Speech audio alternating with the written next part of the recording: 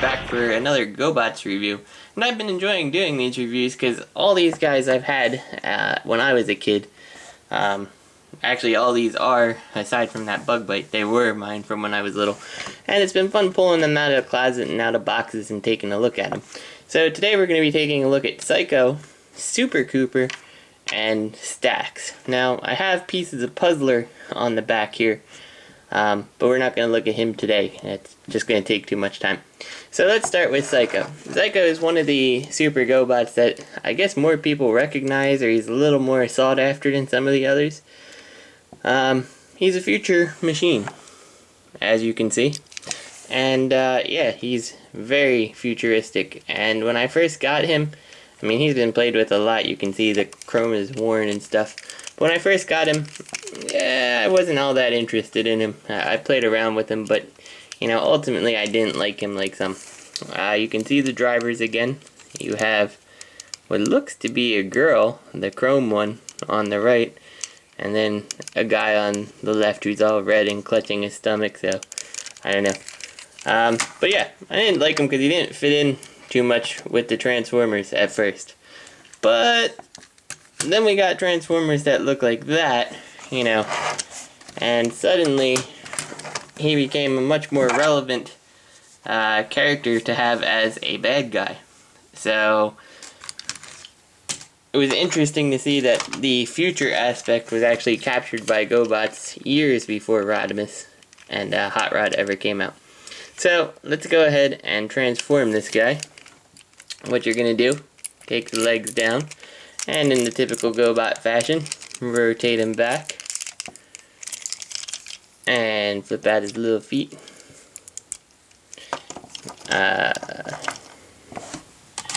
Raise the camera here so we can see the top. Now you take this, and the one thing you always had to do with these Gobots, it seems, is like kind of push on these wheels. So it's something I don't like doing because these are rubber and you don't want to break them. So with this guy, fortunately, you can kind of push on the sides of his car up here and pop out the hands. And then flip out the little claws. And again, with the Super Gobots in mind, they all liked using these claws. And just take this, flip it down to about there, and you can unpeg the head from the back. And then you push it down, and it is locked in. It doesn't really look like it's locked in, but it is. It's just loose from old age. And here you have the future machine Psycho. Again, one of those faceless heads. You don't really get to see what you're looking at. I do believe this guy was actually in the series too. Some little decals in here to show some of the electronics, I guess.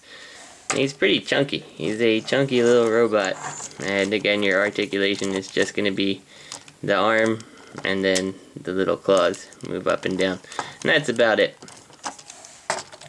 So, let's put him to the side here. And we'll go to Super Couper. Again, the rubber tires. And I really like this guy. I think he's pretty cool. He's just one of those like old Ford hot rods. And it's just really nice looking. Really well done. In fact, if you look at this guy, aside from seeing the hinges and these decals at the bottom, there is almost no indication that this guy transforms, which is pretty cool. It's well done in that sense. So this guy does it completely different than the old ones. You pull out the back here, and that allows you to rotate these down. Now this is actually getting more towards almost what you're seeing in modern Transformers in terms of how it transforms by pulling things down and how things rotate out. And that's pretty interesting. This is, like I said, a later line of the Gobots. At least I hope I said that. So he doesn't share a lot of the engineering. It's been improved. So I did that while I was talking. On the other side here, you take the top and you just kind of pull it up. You have to kind of play with it because the back of the car here and the piece you're pulling around will like to get stuck, so you kind of have to pull it up, flip it, and then push it down so it's straight. Otherwise he's not going to stand. And talking about some of the modern stuff that they use, he's got heel spurs, which is something that a lot of these guys don't have. So you take that, you leave that where it's down, and you got a crazy half-car gear walk mode. Now you take the front end and you lift it straight up like a hood, which I also thought was fun as a little kid because you could actually open its hood.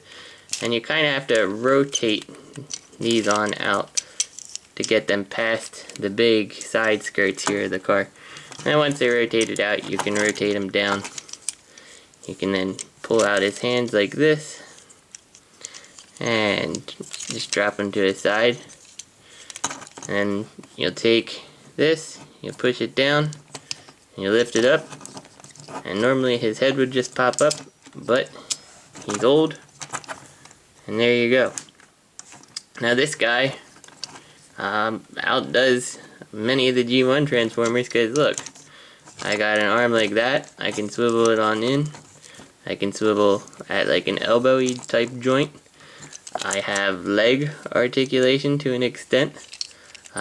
You'd actually have more forward leg articulation if it wasn't for how it was designed. But yeah, I mean, you had a little bit more that you could do with him in terms of kind of posability there. Not much, mind you, but this is a lot more compared to some of the G1 stuff we had, which was very, very bricky, and certainly a lot more articulation than, say, someone like Psycho.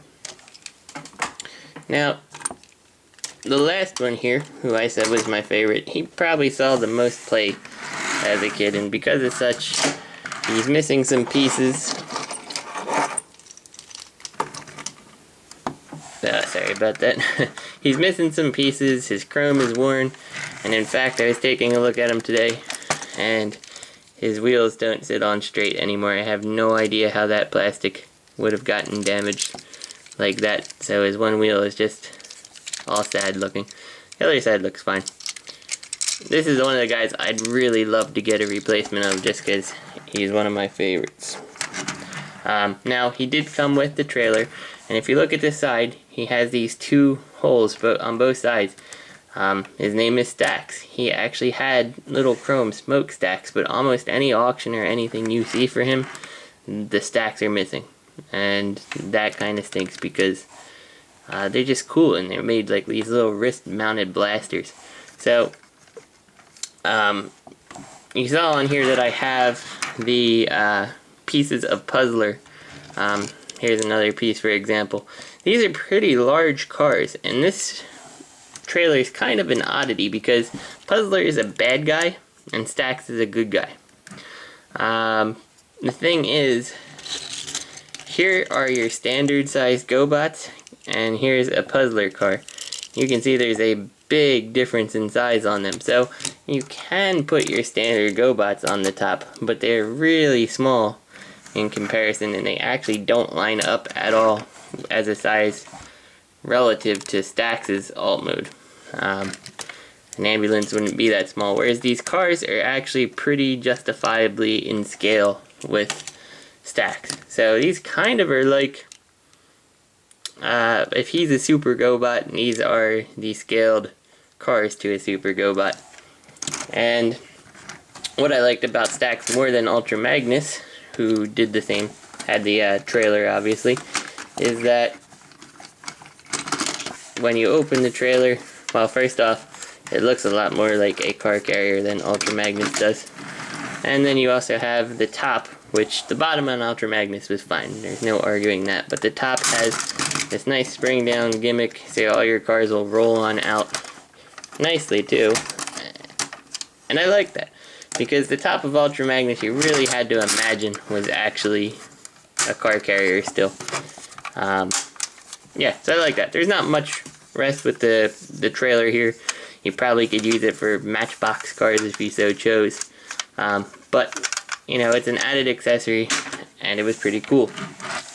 Now, here's Stax himself, and as a relevant size comparison, here is a Voyager-sized Optimus Prime, or Powered Convoy, if you so choose.